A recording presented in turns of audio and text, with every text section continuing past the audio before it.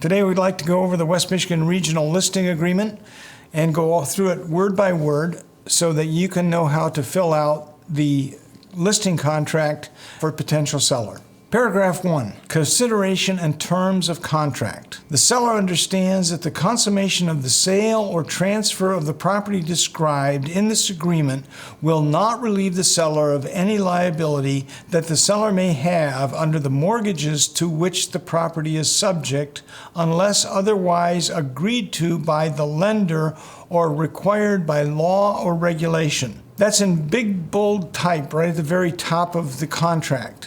In other words, selling the property does not relieve them of their obligation to pay a mortgage. Some sellers, surprisingly, are shocked when they go to the closing and your title company is paying off the mortgage out of their proceeds. Moving on in paragraph 1. In consideration of broker's agreement to list the real property described below in the blank Grand Rapids Association of Realtors, the West Michigan Lakeshore Association of Realtors, and so on, multiple listing service hereinafter MLS, and to pay the fee therefore, and to cause the listing information to be distributed to the participating members in the MLS, and in further consideration of broker's agreement to use the broker's best efforts to find a buyer, the seller grants Five Star Real Estate, the broker, from the date, whatever date it is, to 11:59 p.m. on whatever the expiration date is of the listing contract you establish. The exclusive, irrevocable right and privilege to sell the property located in the city, township, or village of blank County, Michigan, commonly known as the street address, let's say 12345 Main Street, in the city, hometown, for example, Michigan, with the zip code, with the following legal or tax description. This is where it might say Lot 12 of Happy Hollow Estates, for example. Or it may have a lengthy meets and bounds description that's like this long, very long, on the legal description. If it is a lengthy legal description, what you want to put in there is lengthy legal is in listing office and the association office. And then attach that to the listing contract, that meets and bounds description, and upload it when you upload the listing onto the MLS. Continuing in paragraph 1, approximate lot size and or acreage. If you're using a subdivision lot and it's 100 wide by 200 deep, for example, this is where you put that. If it's a 2.4 acre lot, that's where you put that, in that blank area. And then the next step is the parcel number. That is a number assigned by the county to identify that particular parcel. For a condo sale, they ask you a couple more things, which is they want the unit number in the name of the project, whatever the actual legal name of the condominium is, according to the master deed recorded in the LIBOR, and page number or document number. Those you'll find in the Kent County records. Your title company can help you with that. Together with such rights in the general common elements and limited common elements as may be provided in the said master deed, and subject to all of the obligations under said deed and bylaws. Brokers shall submit this listing to the MLS within the time period required by the MLS, unless the seller and broker have agreed to delay the submission of this listing to the MLS, in which case the property shall not be marketed in any other forum, and showing shall not be permitted prior to the date on which the listing is submitted to the MLS. In order for the broker to delay the submission of this listing to the MLS, the seller and broker must complete and sign the addendum titled Delay of Submission of Listing. If a seller wants to delay showings on the property, they may do that by stipulating within the contract that the seller requests no showings until some date. That's different than a delayed submission. Paragraph 2, agency representation. Seller acknowledges reading and signing the disclosure regarding agency relationships. Seller understands that any licensee who shows the property may not be acting as a seller's agent. Therefore, the seller understands that the seller should not disclose confidential information to any licensee that the seller would not disclose to a buyer. In other words, tell your sellers that somebody showing their property, an agent showing their property, may not be working in their best interests, and to keep their information confidential. Don't tell anybody anything. Keep it between the seller and you. Paragraph 3, designated agency. The broker is or is not a designated agency office. If the broker is a designated agency office, the seller appoints, let's say, Don Phelan, as the seller's designated agent. For the purpose of this agreement, the seller shall have an agency relationship with the listing broker, the designated agent named above, and the following supervisory broker. In most cases, that's going to be Greg Carlson. Seller acknowledges and agrees that broker may add, change, or substitute the designated agents or supervisory brokers. Any such change will be in writing. 5-Star is, in fact, a designated agency company. Every agent is assigned to their client as their designated agent, whether I am working as a buyer under a buyer's agency contract, or in this case, as a listing agent for a seller. All agents have a supervisory broker, and that supervisory broker, as I said, in most cases is going to be Greg Carlson. There may be exceptions if you are working in other markets, but for the West Michigan Regional Purchase Agreement and the West Michigan Regional Forms, that person is going to be Greg Carlson. Paragraph 4, possibility of dual agency. If the broker acts as a dual agent, the seller consents to this dual agency and agrees under such circumstances, the following provisions shall govern the broker's actions. A, broker will not knowingly say or do anything which might place one party at a disadvantage, such as disclose personal confidences. B, broker shall assume a role as an intermediary, facilitator, and or mediator to assist the buyer and seller. And C, broker shall not disclose to buyer that seller might accept a price higher than the listing price, nor shall broker disclose to seller that the buyer might be willing to pay a higher price. In other words, when you enter into dual agency, number one, you have to do that prior to an offer being presented. Both parties need to agree in writing that you can be a dual agent before you present the offer. When you present the offer, you can't disclose confidences of either party to the other one. You can't run CMAs for one party and not the other.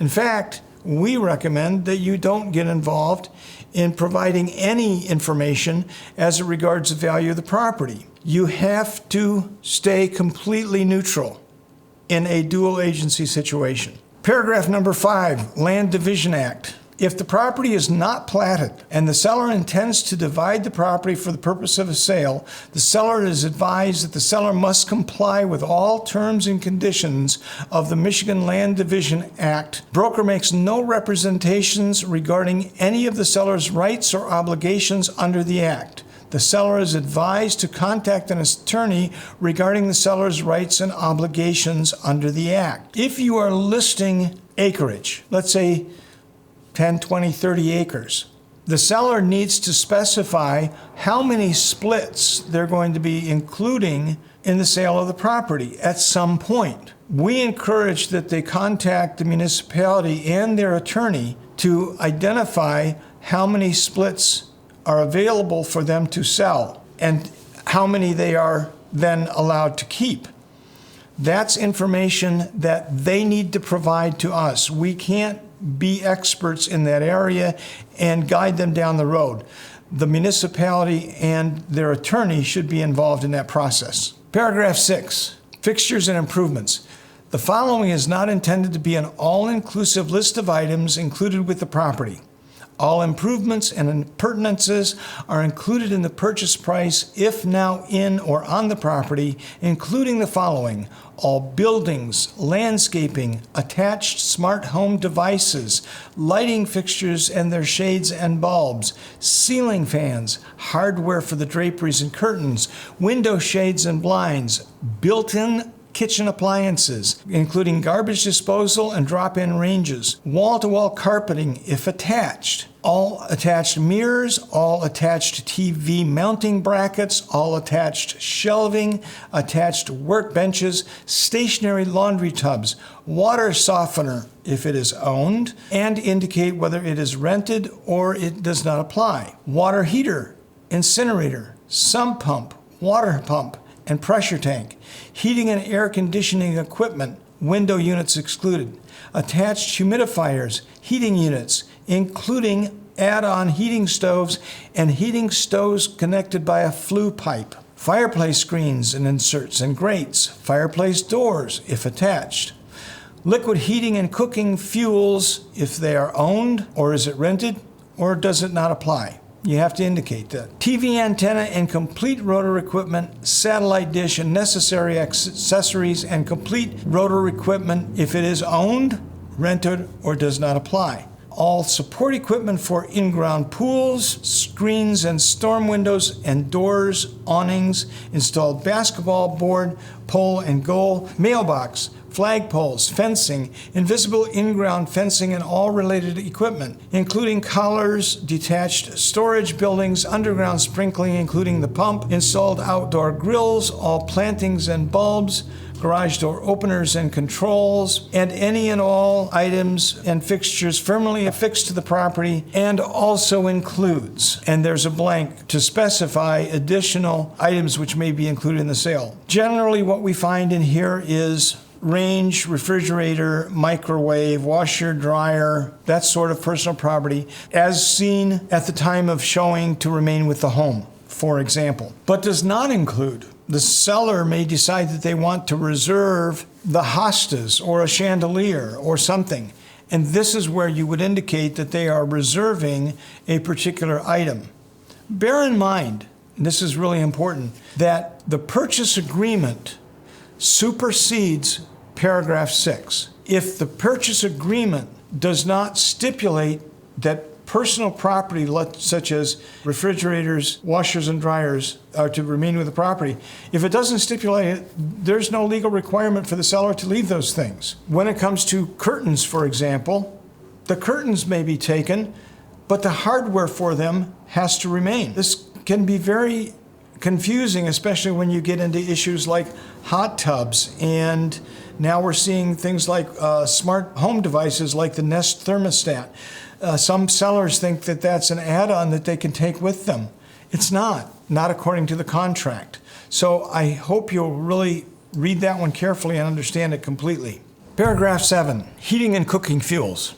Liquid heating and cooking fuels in tanks are included in the sale and will transfer to buyer at time of possession, unless usage is metered, in which case it is not included in the sale. Seller is responsible for maintaining heating and cooking liquid fuels at an operational level and shall not permit fuels to fall below 10% of the tanks at time of the possession, except that tanks may be empty only if they are empty at the time of an offer. Further, the seller is precluded from removing fuel from tanks other than what is expended through normal use. And then there's an exception box where you can fill in. This paragraph can be a little bit confusing. The bottom line is the seller doesn't get to take propane out of the tank after an offer's been made, and they have to maintain no less than 10% in the tank up to closing. If you want exceptions to that, if you want something different than that,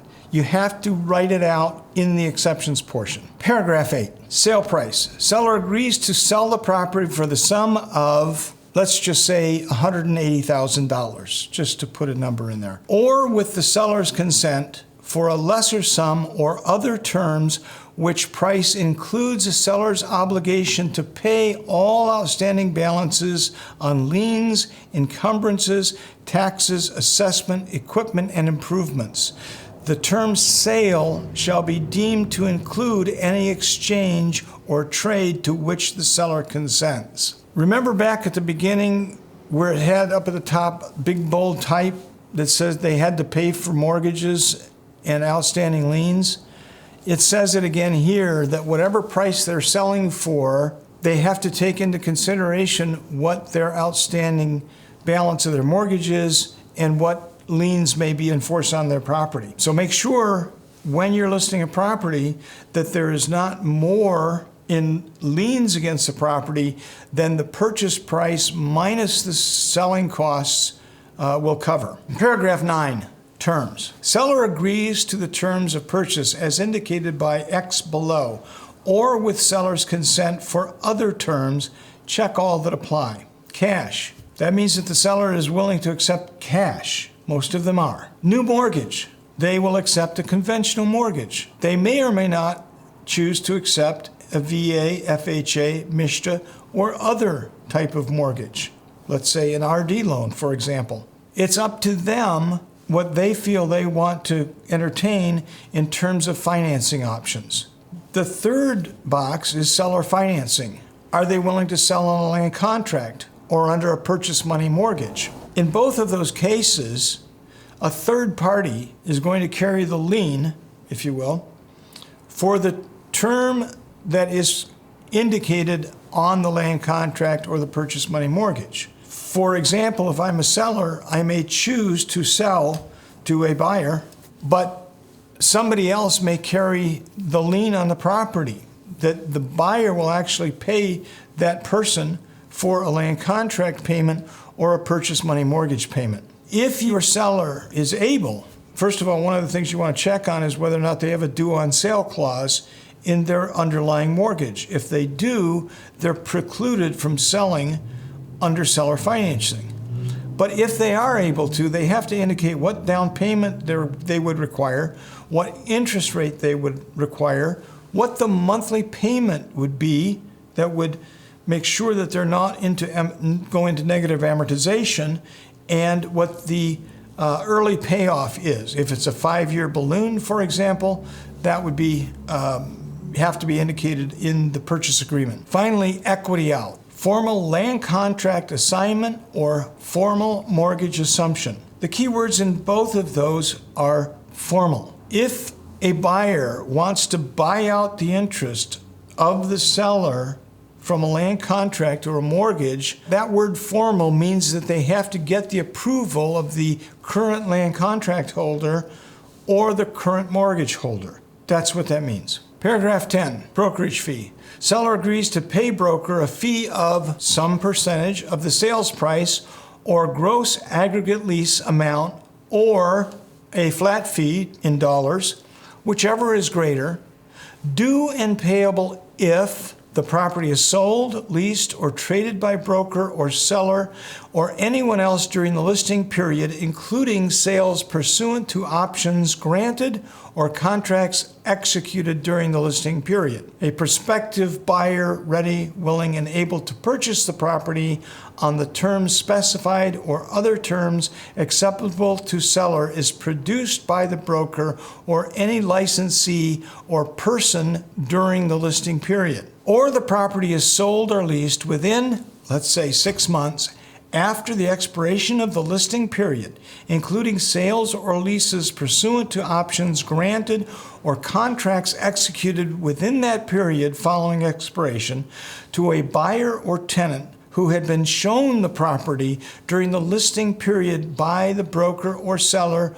or any other individual licensed for real estate activities under the Michigan Occupational Code, hereinafter licensee, or person, except that this provision shall not apply if the property is sold or leased pursuant to a valid listing agreement entered into with another broker subsequent to the expiration of the listing period of this agreement. In the event the seller grants an option to purchase the property during the listing period and that option is not exercised, the listing period shall be automatically extended after the expiration of the option for a period of time equal to the unexpired portion of the listing period existing at the time the option was granted. The brokerage fee shall be paid promptly after it is earned and in no event later than the closing of the sale of the property. In the event litigation involving the brokerage fee relating to this agreement, and if the broker is the prevailing party,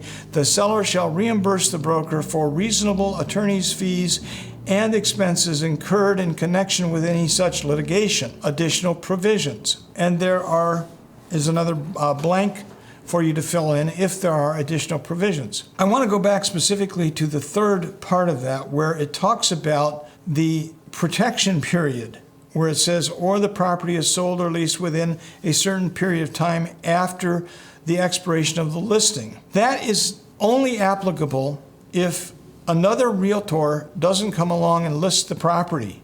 That protection period goes away. It is preempted the moment that seller lists the property with another agent. So I want to make that very clear.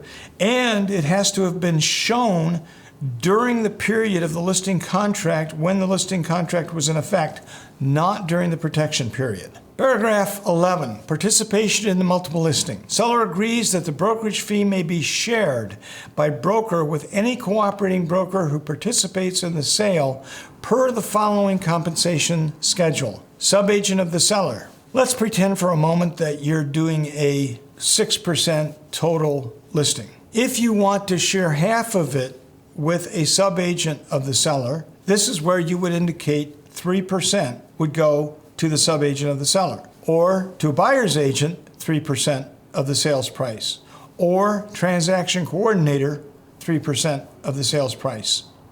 Participating in the multiple listing requires cooperation with at least one type of agency relationship as listed above. We get the question quite often, what is a subagent to the seller? In a designated agency office, it's possible that another five-star agent could be a subagent to the seller if they were not designated agent for a buyer. Likewise, an agent at a competing firm, let's say Coldwell Banker, might be working with a buyer but does not have a buyer's agency contract with them. Could they work as a seller's agent, subagent? Yes, but understand that when they do that, they put five-star at risk because they assume what is called impugned knowledge, and therefore courts will look at that and say, well, wait a minute, they were working as your sub-agent, why didn't you have control over them? Well, obviously, if they work for Coldwell Banker or Keller Williams or somebody else, we don't have control over them. More and more we're seeing that the co-brokerage offering is made to the buyer's agent only because a seller sub-agent can be risky to five-star, and a transaction coordinator has no agency relationship with their buyer whatsoever. It's important to point out that line, participation in the MLS requires cooperation with at least one type of agency relationship as listed above. We have very often gotten the question, can a listing contract pay zero to a co-brokerage agreement? I don't want to go into some very complex things that types of relationships that are happening right now, but the answer, according to the listing contract, is no.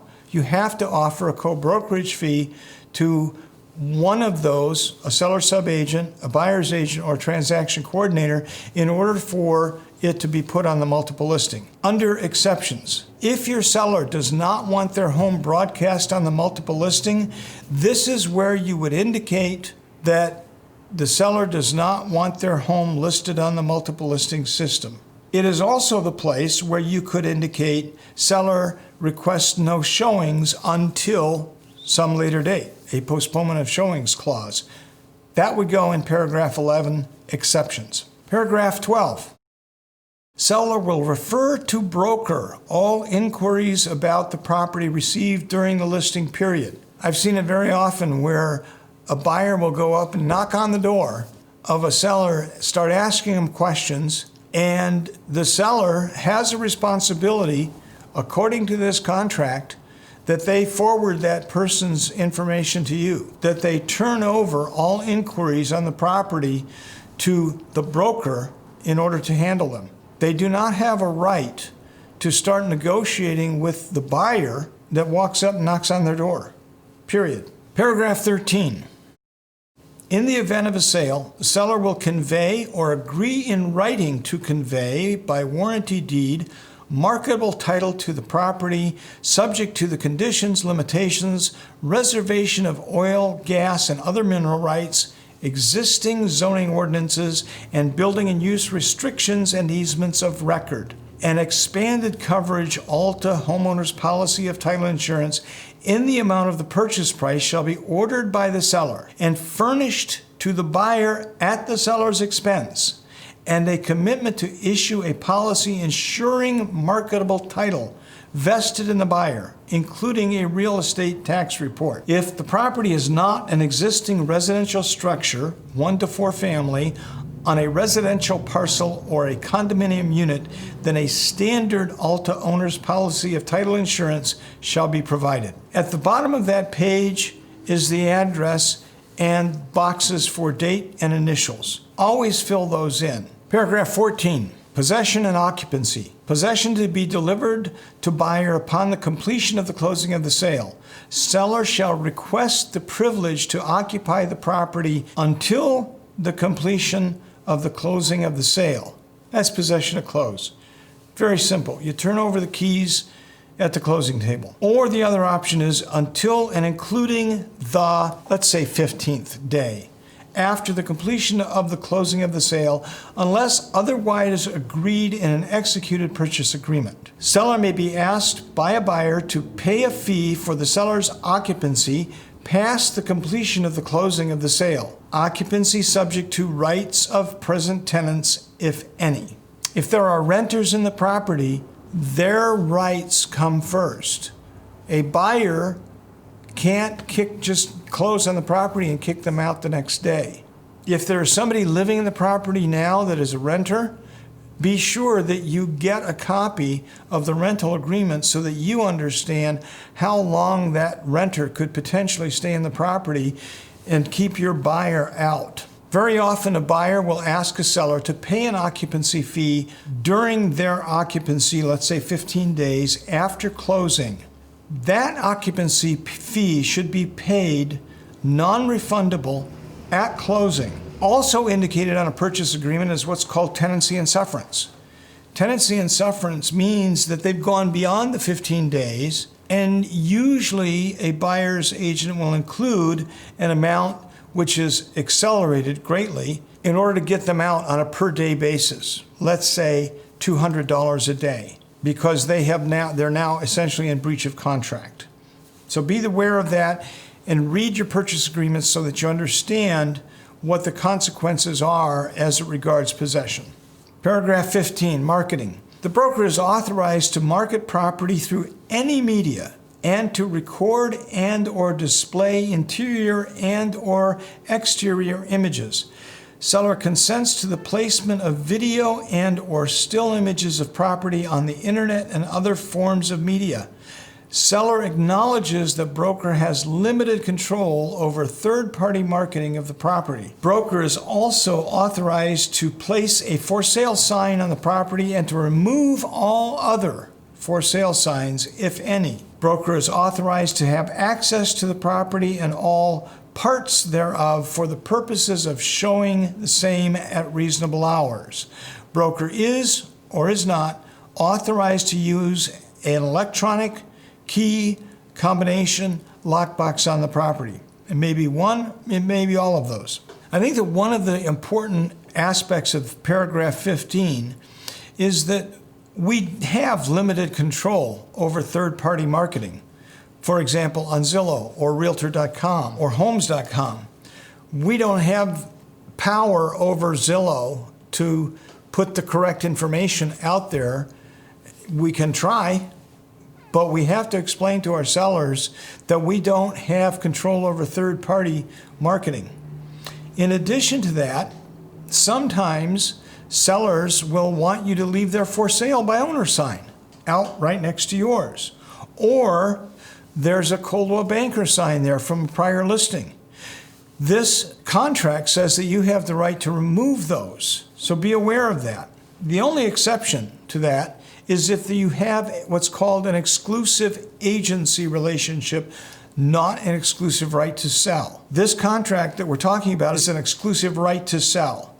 Exclusive agency allows the seller to sell their property on their own and not pay you a commission. I don't know why any listing agent would want an exclusive agency contract, except they might be trying to get potential buyers as a prospecting device. Paragraph 16, authorization to order services. If seller requests broker to procure any services on behalf of seller, then seller agrees that broker will make those contacts solely for the seller's convenience, and seller agrees to be responsible to select the service providers, retain and pay the providers, and review the results of the services and documents that result from those contacts. Broker shall not have any liability to seller for making any referral for any service provider. Paragraph 17, submission of offers. Seller agrees that all offers and counteroffers shall or shall not continue to be submitted until closing. Seller further agrees that this shall not obligate broker to market the property after an offer has been accepted by the seller. This one's about 50-50. About half of the agents out there think that an offer written after one has already been accepted should be presented to their seller, just as information, that they have a right to full disclosure. Some agents say, I don't want to muddy the waters. I don't want to confuse them. They can't accept this new offer, so why even bother showing it to them? It doesn't matter which side of the argument you take.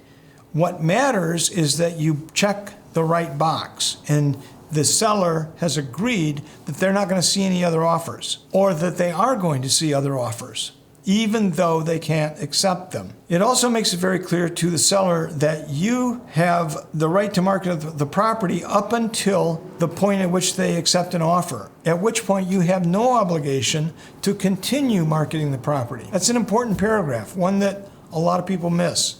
Paragraph 18, non-discrimination. The parties acknowledge that discrimination on the part of a real estate broker, real estate licensee, seller, or lessor because of religion, race, color, national origin, age, sex, marital status, height, weight, physical or mental ability, or familial status is prohibited by law. Seller is advised that the receipt and consideration of information contained in a letter from the buyer accompanying an offer to purchase may result in a violation of federal or state fair housing laws.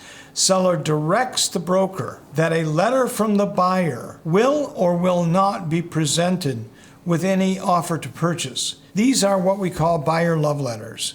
They say things like, we love your house, we want to raise our family there, we're excited at the prospect because we think that your house is perfect for us, and so on and so forth. I used to recommend those. I don't now, because they are a very slippery slope. For example, the mere mention that you have a family, that your buyer has a family, could result in a familial status preference over someone who doesn't, or vice versa. In either case, that letter has put 5 Star in a position of having a complaint filed at the federal or state fair housing level. Paragraph 19, modifications. This contract can be modified or amended only if broker and seller agree in writing.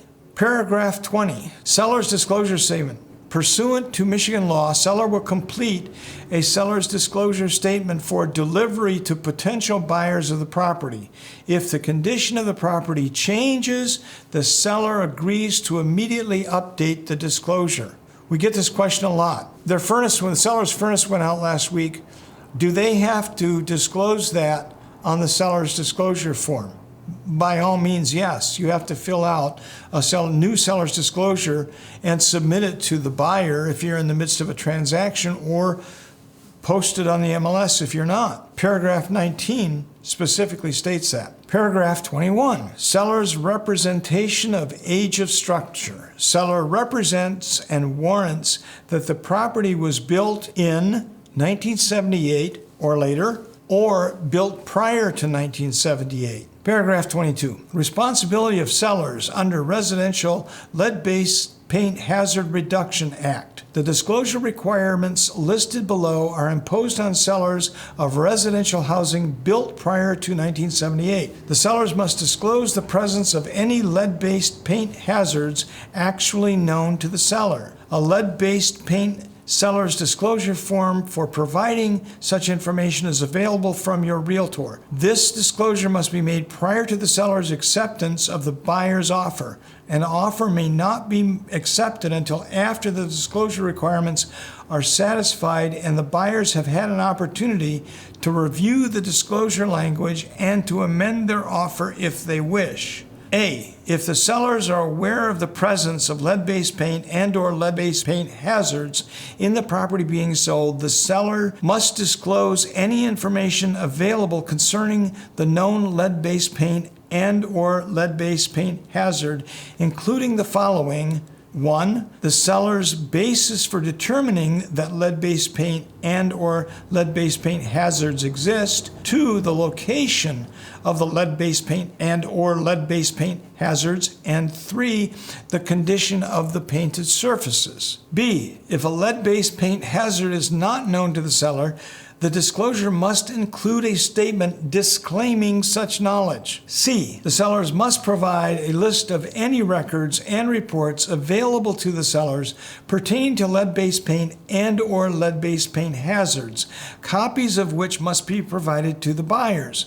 If no such records or reports exist, the disclosure statement should affirmatively so state. D. The disclosure must include the following government-mandated lead warning statement. Every buyer of any interest in a residential real property on which a residential dwelling was built prior to 1978 is notified that such property may present exposure to lead from lead-based paint that may place young children at risk of developing lead poisoning.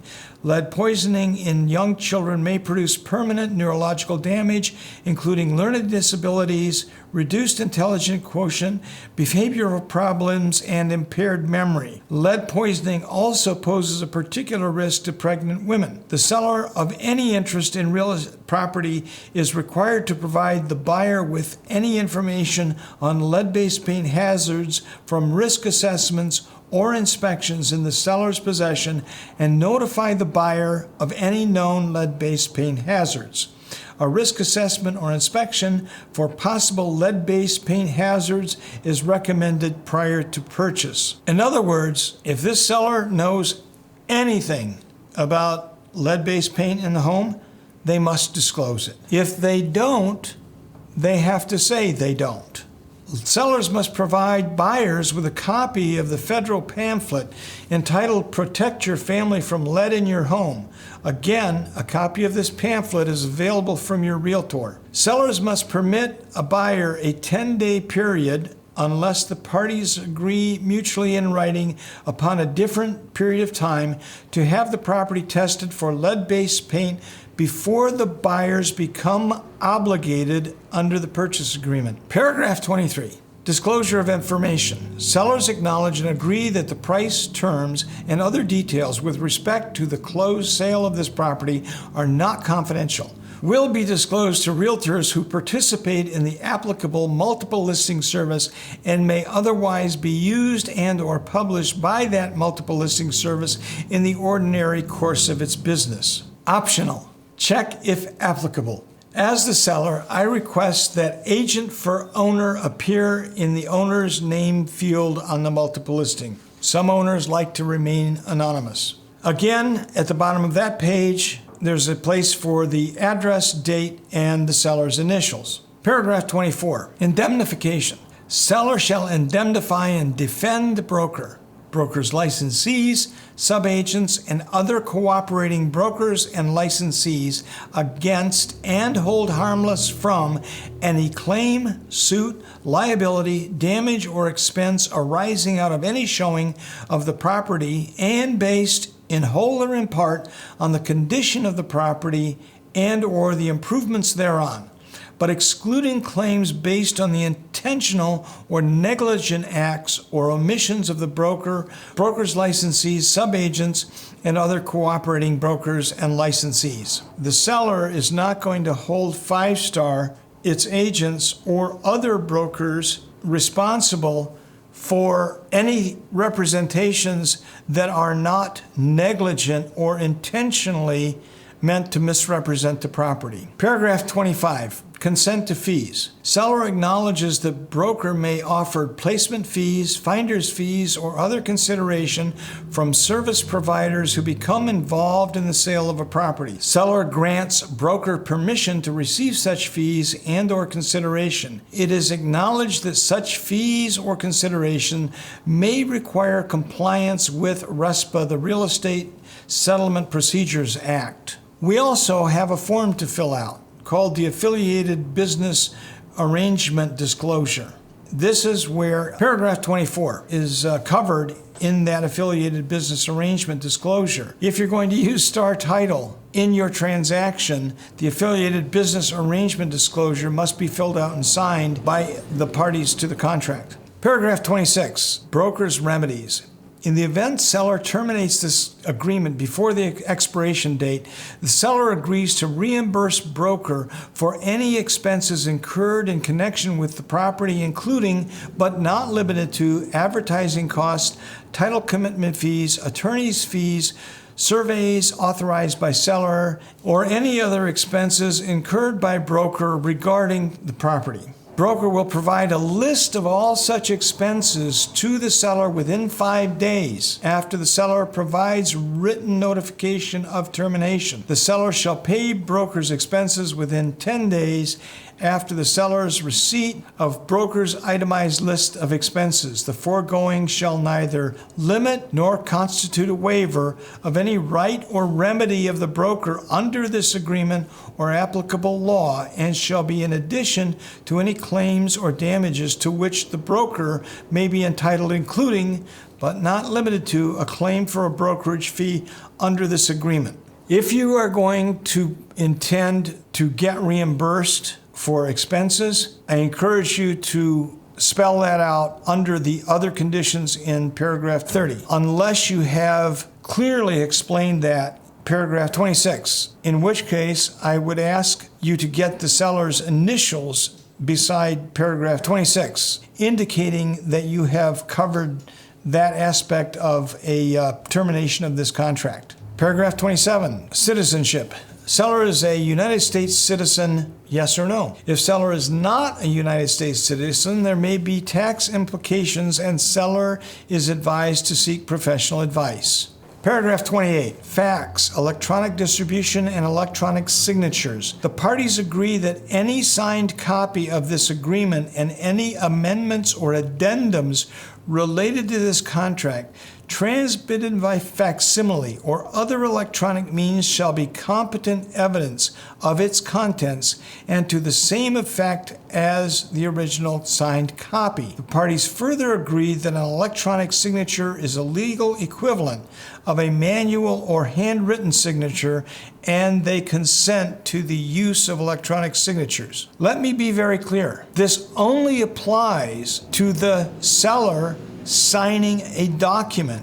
It does not apply to a buyer's agent representing something in a text or an email. For example, buyer has an inspection done, and the buyer's agent comes back and says the buyer wants the seller to fix the furnace, to replace the furnace, and you agree to it, or the seller agrees to it. Is that a contract? No, that's a conversation. It's not a legally binding contract unless both parties, buyer and seller, have agreed to that, and they can use electronic signatures to do that. But electronic communication is not a contract, whether it's text or email. So be very clear on that. Paragraph 29. Wire fraud. Please point this out to potential sellers. Seller is advised that wire fraud is an increasingly common problem.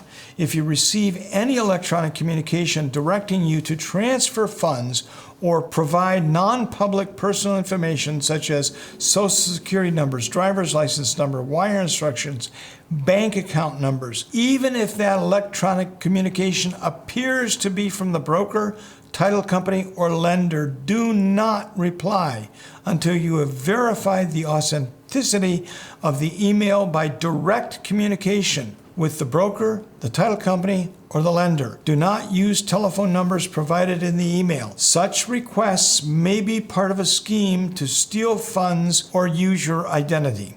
Paragraph 30. Audio surveillance. Seller understands that the use of an audio surveillance device during showings, open houses, or inspections of the property may result in a violation of state and/or federal criminal wiretapping statutes. The broker recommends that the seller disable any audio recording devices during showings, open houses, and inspections.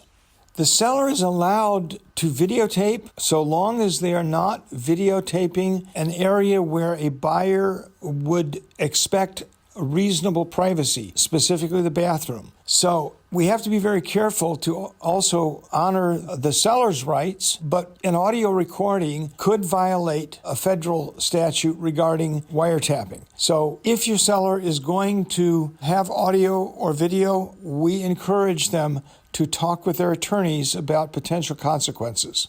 Paragraph 31. Other conditions. At 5-star, we employ a $295 minimum broker administration fee. This is where you can put that information in. The seller agrees to pay 5-star real estate a broker administration fee of $295 at closing. You can also put it down under the additional provisions of paragraph 10. Paragraph 32. Acknowledgement. This contract, which binds broker, seller, and their respective successors, estates, and heirs, contains all of the terms and conditions of the agreement between the parties with respect to its subject matter, and there are no representations, warranties, conditions, or promises except those expressly set forth in this contract. The undersigned seller represents and warrants that the seller has full power and authority to enter in and perform this contract, including the conveyances of title as specified above. The seller acknowledges a receipt of a copy of this contract. Those are all really important issues. By signing that, they're signing that they're getting a copy of the contract. Well, you got to make sure that they get a copy of the contract, whether you share it in .loop or you email it to them or do it by hand. It also says that they say that they have the full power and authority to enter into and perform according to this contract and any subsequent purchase agreement. If they ultimately sell under an LLC or they're selling for an estate, they don't have the right without providing you proof of the articles of incorporation or the certificate of trust. So be very careful when it comes to that particular paragraph that they can, in fact, provide you with the documentation that shows that they do have the power and authority to exercise this contract. Finally, under paragraph 30, we have the signatures, and the contract still calls for the marital status to be indicated and the type of ownership. They can sign this, as we said, either electronically or by hand, and both of them are equally enforceable. Down below their signatures are a couple of boxes to indicate the seller's names printed as you want it to appear on the documents. That's important if we want to get a hold of them and you're not available. Sometimes we can't read their names. And it's really important that you have that printed information, as well as the seller's address, seller's phone number, and the seller's email address. Give us as much information as possible. And finally, at the very bottom, you'll see the subject address or property description, the date, and the seller's initials. I hope that helps you fill out the listing agreement. And if not, you know where to find us at the Deal Doctors. Thank you.